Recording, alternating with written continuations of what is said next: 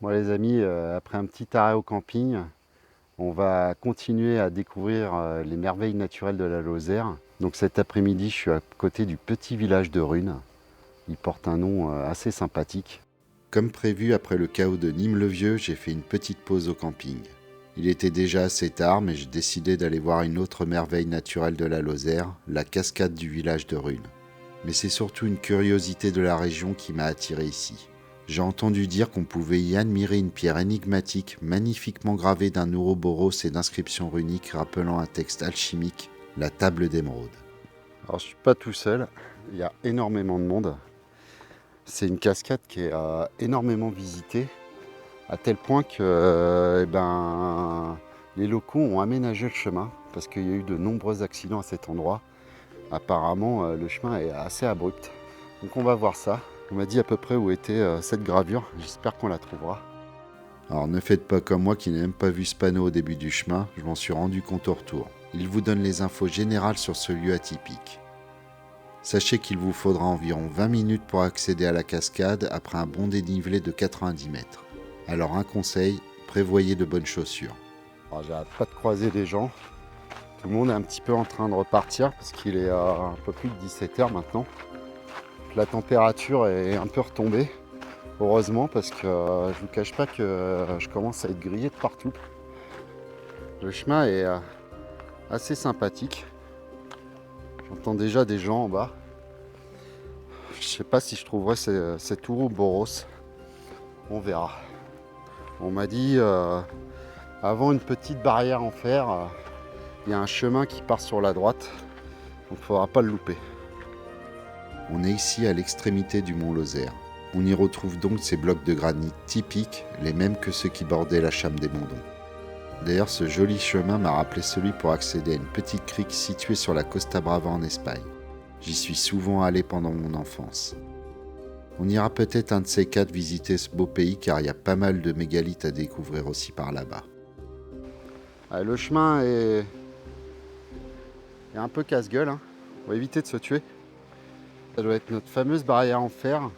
Effectivement, j'ai vu un chemin qui partait sur le côté. La descente pour la cascade, ça doit être par là. On va aller voir un petit peu le point de vue, mais sinon on remontera quelques pas pour aller chercher cette gravure. Hein, on commence à voir la cascade. Il y a vraiment un joli point de vue. Donc la cascade principale doit être tout en bas, tout en bas. On voit très bien ici comment l'eau a érodé le schiste plus tendre que le granit pour former ces vallées très découpées. Voilà notre fameux chemin, je pense.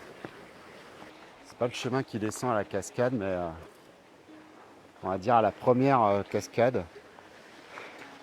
On va essayer de fouiller un peu le lieu. Je vais voir, je vais demander à des gens en même temps. En fait, cette pierre gravée découverte en 1994 par le spéléologue Alain Lagrue n'est pas vraiment cachée.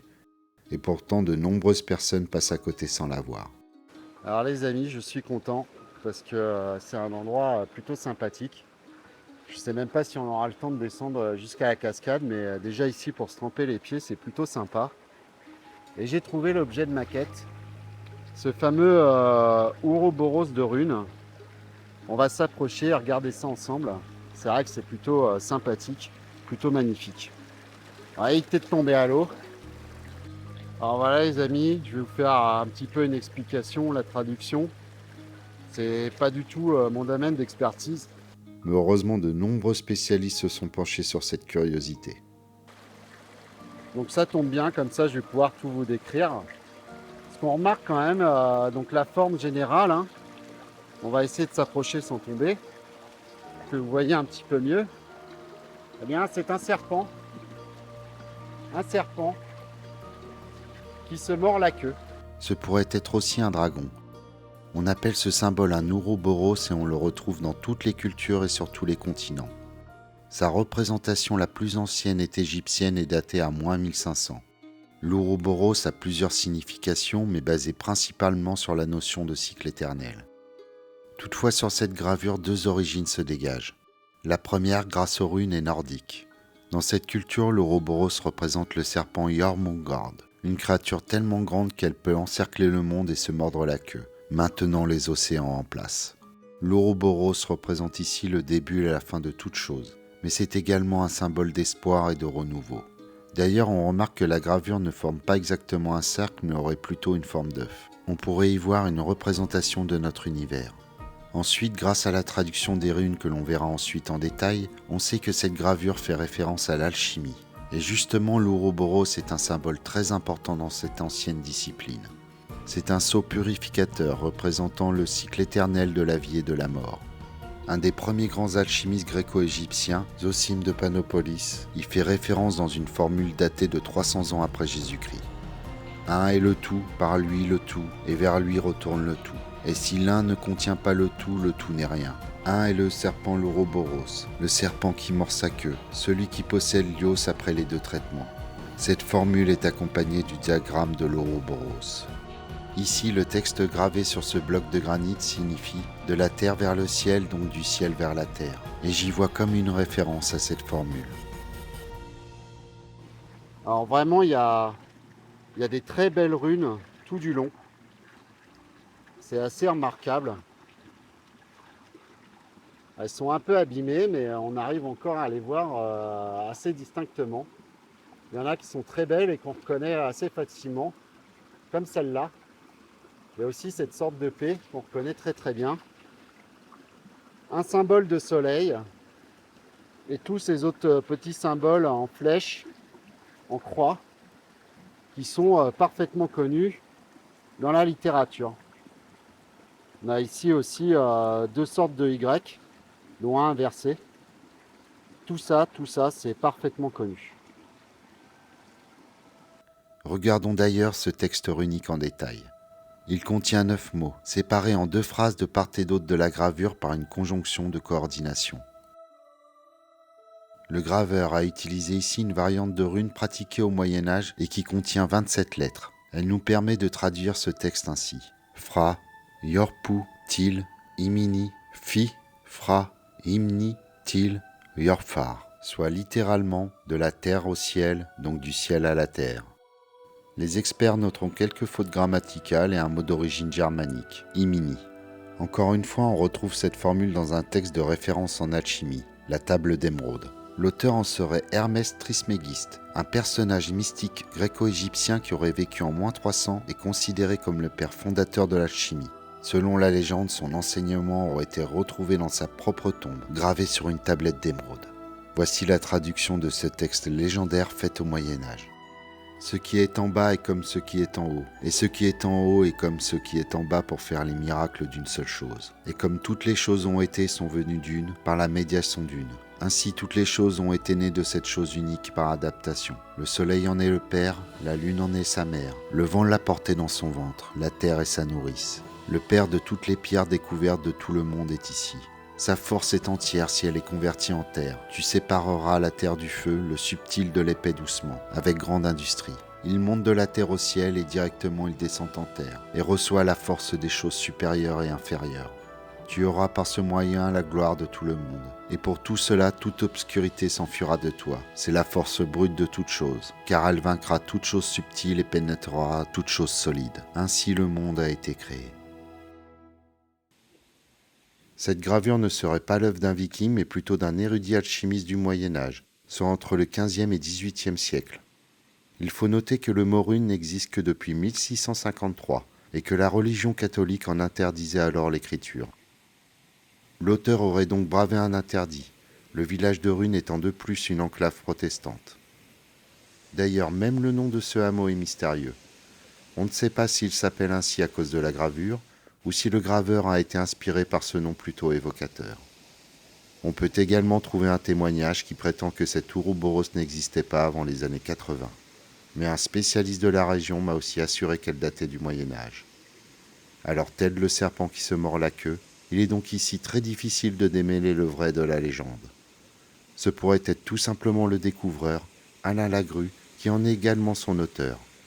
La signification de cette gravure est également obscure. On attribue à ce lieu de fortes énergies telluriques et peut-être qu'elle y fait référence. La Chame des Bondons est également toute proche. J'ai l'impression pour ma part qu'il y a comme un code à décrypter, grâce à l'organisation générale de la gravure, l'utilisation de runes interdites, la référence à la table d'émeraude, ou encore ces petits détails comme les fautes ou cette énigmatique conjonction de coordination. En tout cas, l'auteur de cette gravure était un érudit doublé d'un véritable artiste. Et voilà les amis, c'était l'Ouroboros de Rune. C'est un endroit tout à fait charmant. En tout cas, si c'est un fake, eh ben, c'est très bien fait. Donc l'heure file. Forcément, ça fait 1 heure que je suis devant là et filmer, prendre des photos. À faire trempette aussi, j'ai un peu trempé mes pieds. On va essayer de descendre vite fait à la cascade. Voir un petit peu ce que ça donne parce qu'il est déjà 19 h, donc faut quand même un petit peu se dépêcher les amis.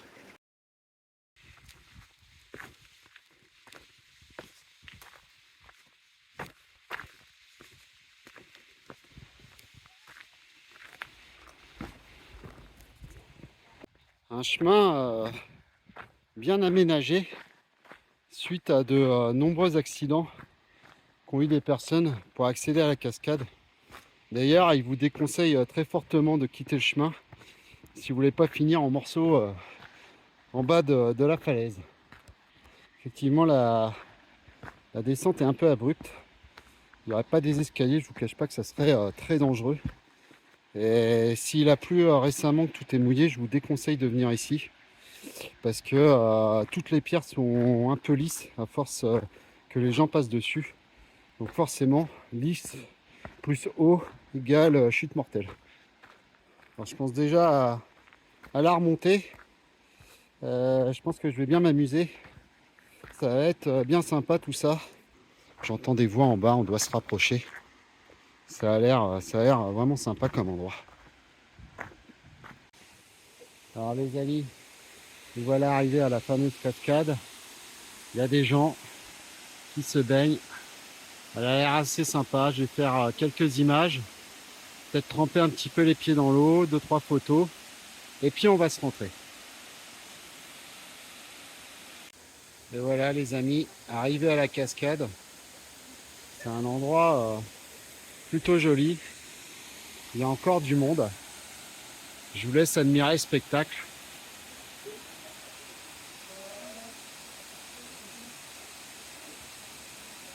Apparemment, la cuvette en dessous ferait environ une dizaine de mètres de profondeur. C'est quand même, faut faire très attention quand on se baigne dans des lieux comme ça. Hein.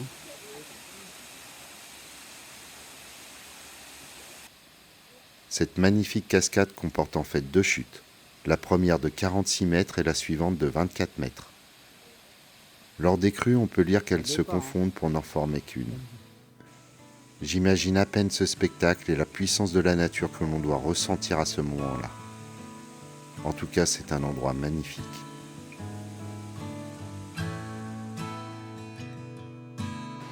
Oh bah voilà les amis, hein. L'Ouroboros de Rune, la cascade, c'était une bonne journée, il y avait plein de gens sympas sur le coin, là j'ai un peu discuté. Donc fin de notre journée, on va rentrer au camping, se poser un peu, je crève la dalle. Et puis demain, je pense qu'on ira voir l'Aven Armand, cette fameuse grotte, et on poursuivra notre quête de ces dolmens, de ces menhirs et de toutes ces merveilles que la région a à nous offrir. Donc les amis, je vous dis bonne soirée et à demain. Allez, la bise.